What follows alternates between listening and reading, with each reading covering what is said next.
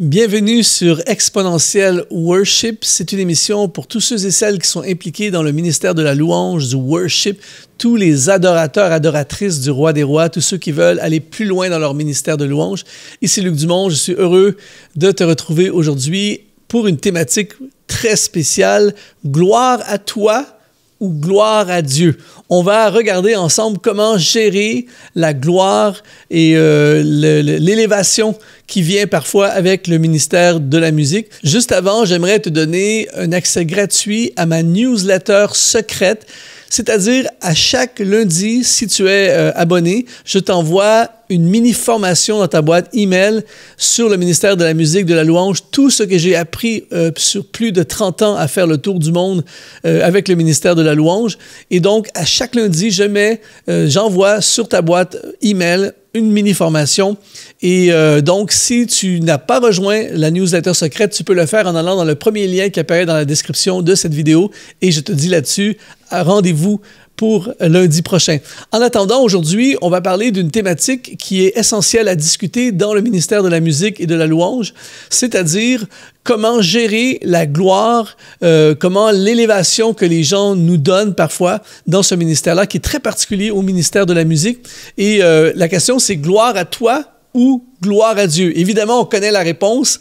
Le vivre et le gérer, c'est une autre chose. Mais si tu crois aujourd'hui que toute la gloire revient à Dieu dans tout ce que l'on fait, eh bien, on bombarde le chat. En ce moment, on écrit « Gloire à Dieu »,« La gloire revient à Dieu soit toute la gloire ». Comment on fait pour gérer cette élévation, parfois à cause de la puissance de la musique? Il y a une puissance que je ne vais pas développer, peut-être que ça peut être le sujet d'une vidéo future, mais il y a une puissance vraiment forte dans la musique.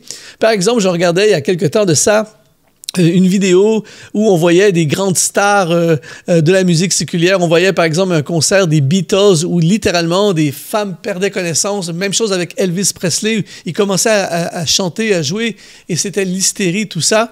Et on voit à quel point l'adoration peut aller très, très, très loin. Et quand tu exerces le ministère de la musique et de la louange à ton église, sur des albums, sur des vidéos, peu importe, eh bien, tu entres dans la vie des personnes. Tu permets à des gens de vivre une expérience, de vivre même des émotions. Si ton chant les touche profondément pendant des semaines, des mois, quand ils te rencontrent, ces personnes-là, ils ont l'impression de te connaître, ils ont l'impression d'être connectés avec toi.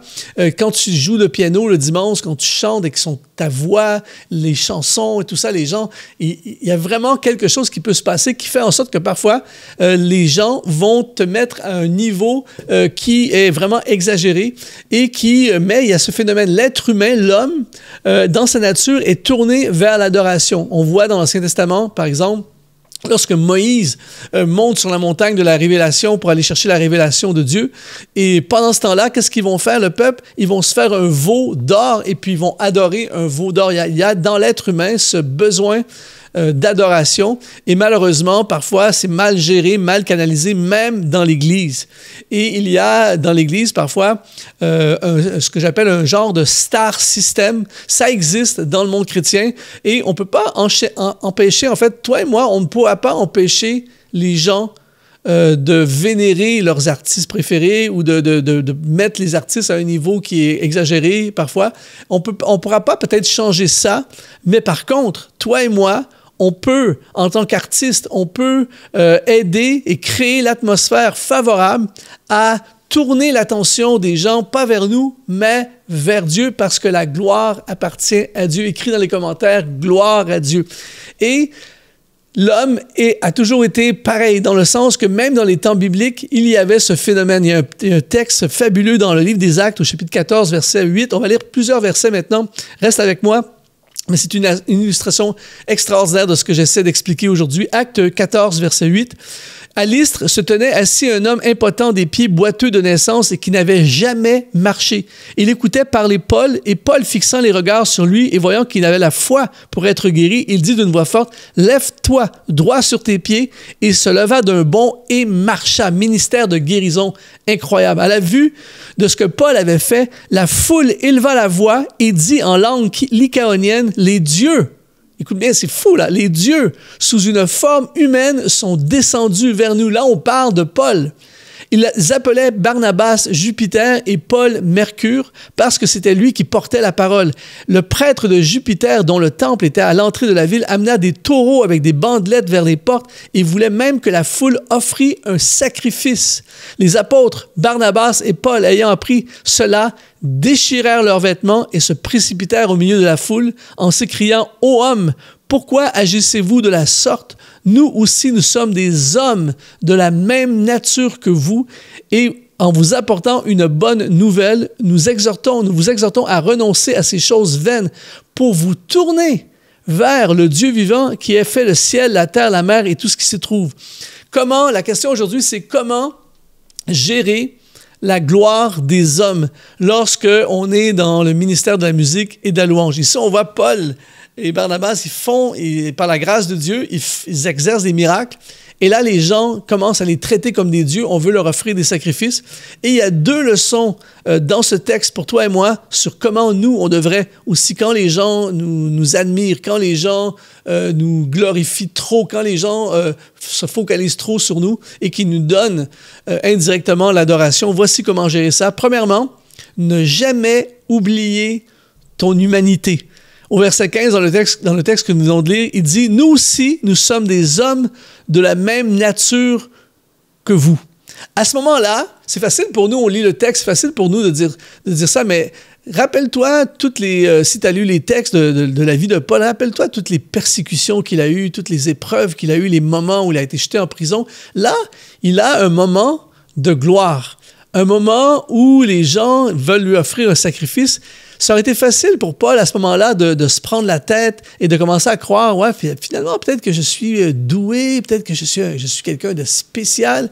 Mais Paul se souvenait d'où il venait. Il va même dire dans 1 Corinthiens chapitre 15, verset 9, il dit « Je suis le moindre des apôtres.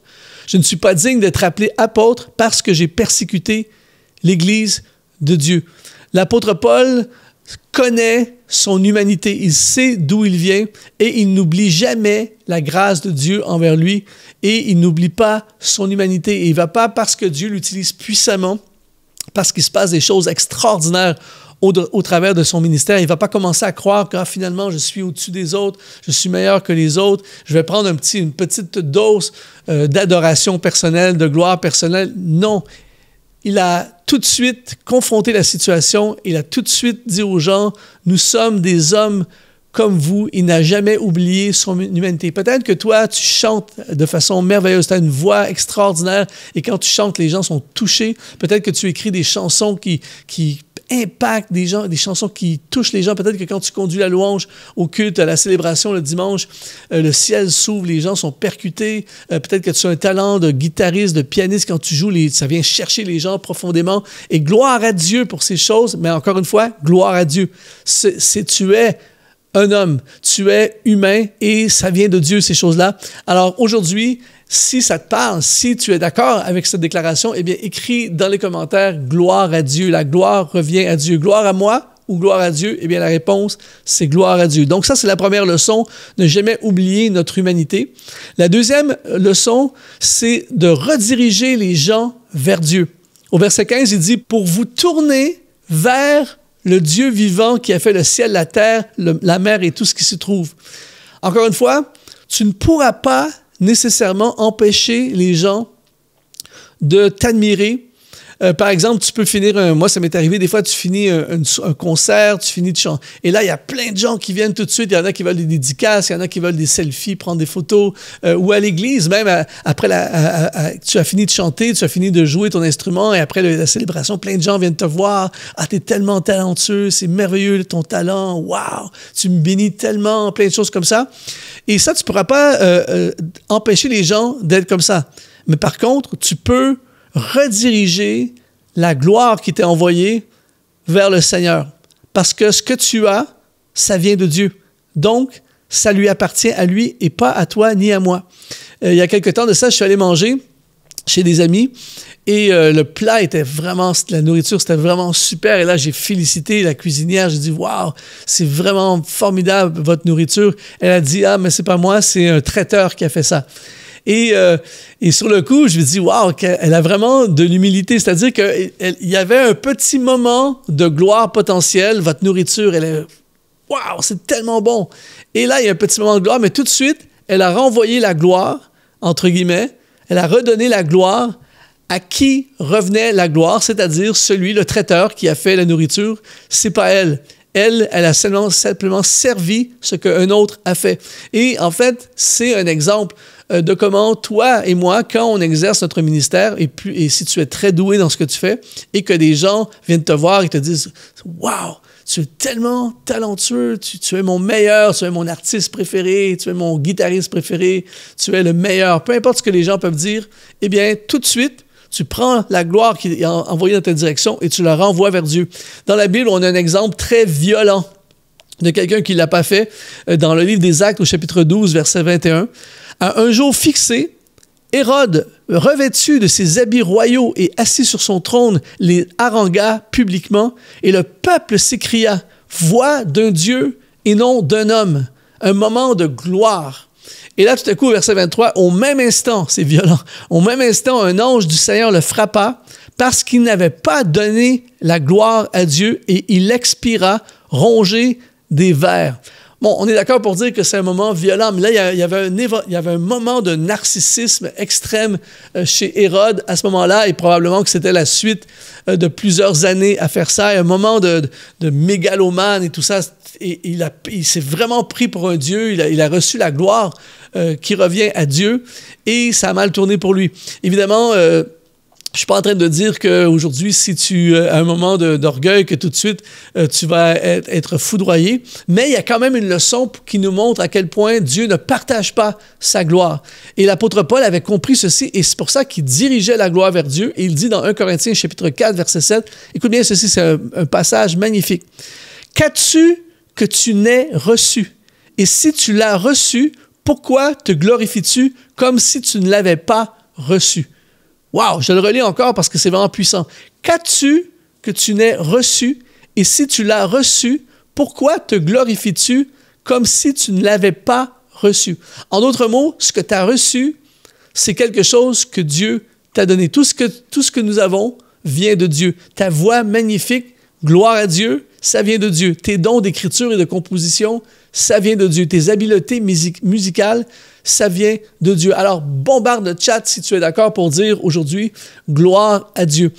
Merci pour les talents musicaux. Merci pour ta voix. Merci pour tout le travail que tu fais dans le ministère de la louange. Et peut-être que tu as vraiment des dons extraordinaires. Peut-être que tu es au-dessus de la moyenne. Peut-être que tu as reçu quelque chose d'exceptionnel et que tu impactes beaucoup de gens, que ce soit dans ton église locale ou en dehors de l'église locale, sur Internet, sur YouTube, un peu partout. Et à ceci, je dis gloire à Dieu. Mais à chaque fois, à partir de maintenant, si ça te parle aujourd'hui, à chaque fois que les gens vont envoyer la gloire dans ta direction, à chaque fois que les gens vont vouloir te vénérer, te placer à une position que toi et moi, on sait très bien que c'est pas là qu'on est, eh bien, à chaque fois, redirige les gens vers Dieu. N'oublie jamais ton humanité. Tu es un homme, tu es une femme, tu es humain.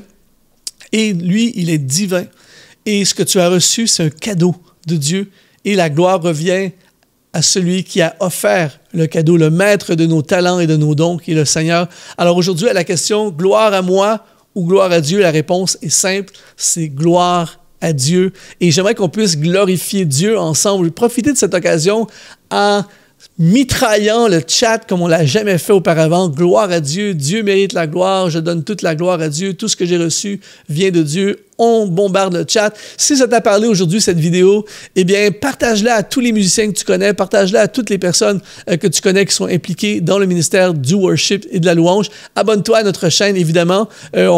Exponentiel Worship est là à toutes les 2 semaines. Et également, rejoins la newsletter secrète à tous les lundis dans ta boîte mail, une mini-formation sur le ministère de la musique et de la louange. Ça a été un honneur de te servir aujourd'hui. Je rends gloire à Dieu pour ton ministère et tout ce que tu as reçu. Et je te dis, sois exponentialisé.